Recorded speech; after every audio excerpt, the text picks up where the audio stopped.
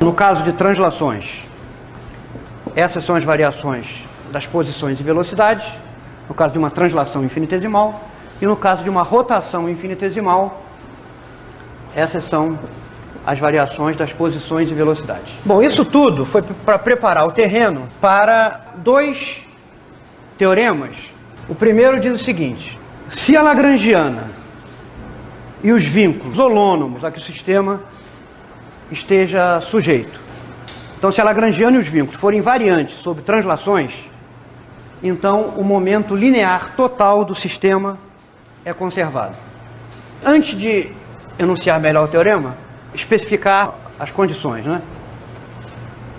Então, as nossas suposições são as seguintes: o sistema é descrito por uma lagrangiana L de RV, que é da forma soma de MI sobre 2 menos V, só depende dos R's. Ah, aqui é RI.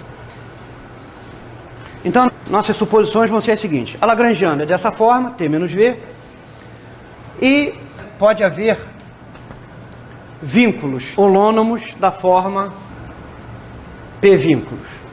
Então, o primeiro resultado é o seguinte: se a lagrangiana e os vínculos são invariantes sob translações arbitrárias, então o momento linear total do sistema é conservado.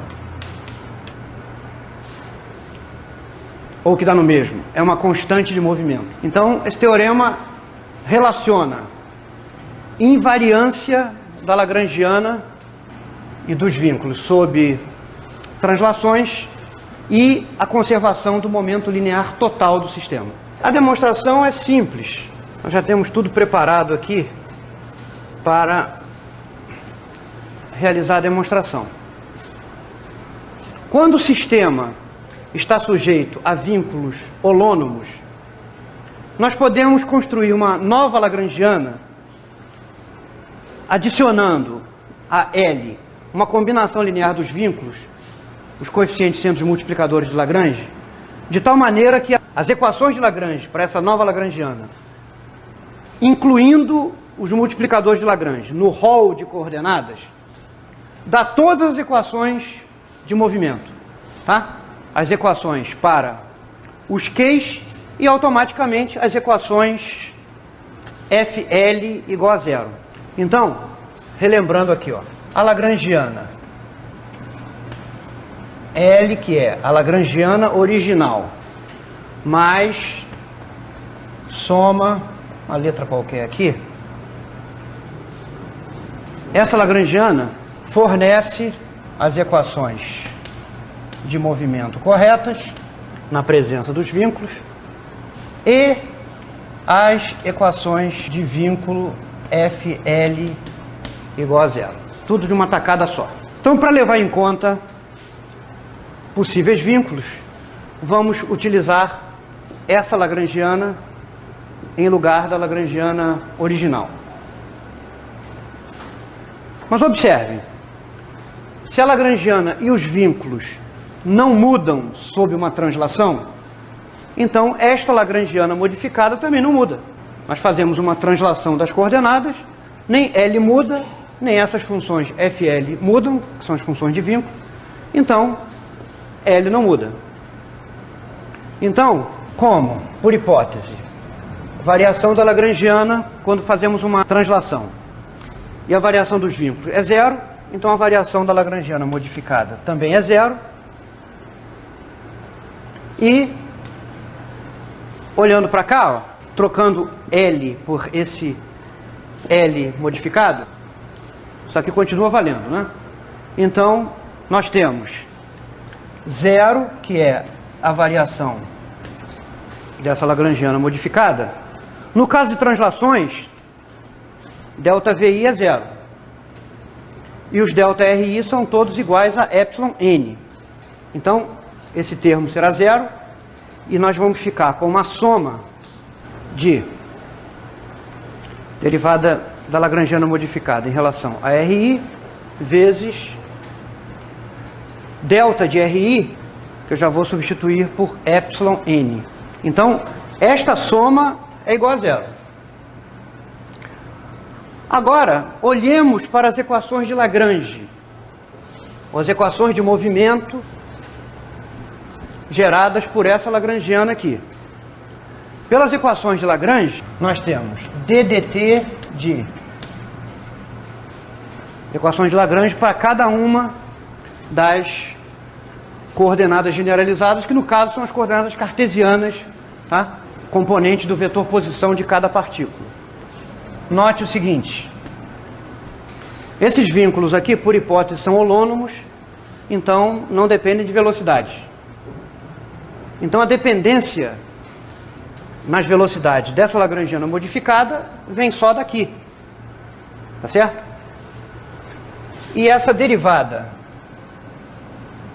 da lagrangiana modificada em relação a RI ponto é a mesma coisa que a derivada da lagrangiana original, e isso aqui é MI RI ponto, tá bom? Olha para cá.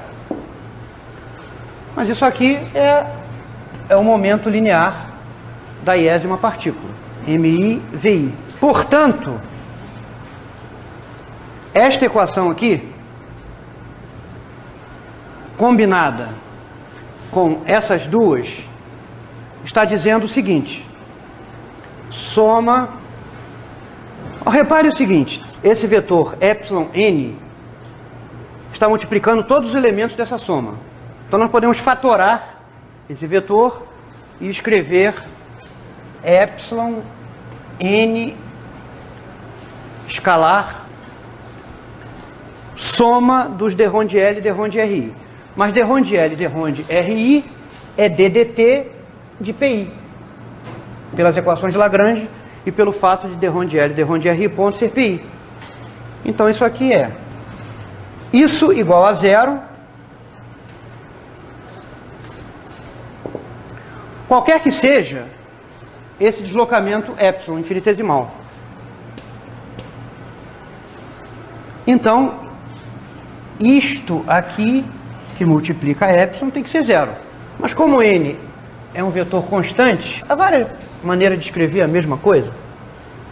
Soma de dpi e dt é a mesma coisa que ddt da soma dos pi. Portanto, ddt do momento linear total. Tá bom? Então, definindo P como a soma dos pi, momento, resulta... Esse n é um vetor constante. Então, nós podemos passear com esse vetor à vontade, né? Conforme a conveniência. Então, isto aqui igual a zero pode ser escrito também como ddt de n. Mas observe, nós estamos supondo que a lagrangiana e os vínculos são invariantes sob translações arbitrárias. Então, qualquer que seja a direção, isso não altera a lagrangiana original nem os vínculos. Então, se a direção é arbitrária, nós podemos tomar n, um vetor unitário na direção x. Isso vai dizer que a componente px do momento linear total é constante de movimento. Se tomarmos n unitário na direção y, vai dizer que a componente y do momento linear total é constante de movimento. E tomando unitário na direção z, dá que a componente z do momento linear total é constante de movimento. Tá? Então, tomando sucessivamente n igual a x, y e z, concluímos que a componente x do momento linear total é constante e as outras componentes também. Então, isso conclui a demonstração desse teorema.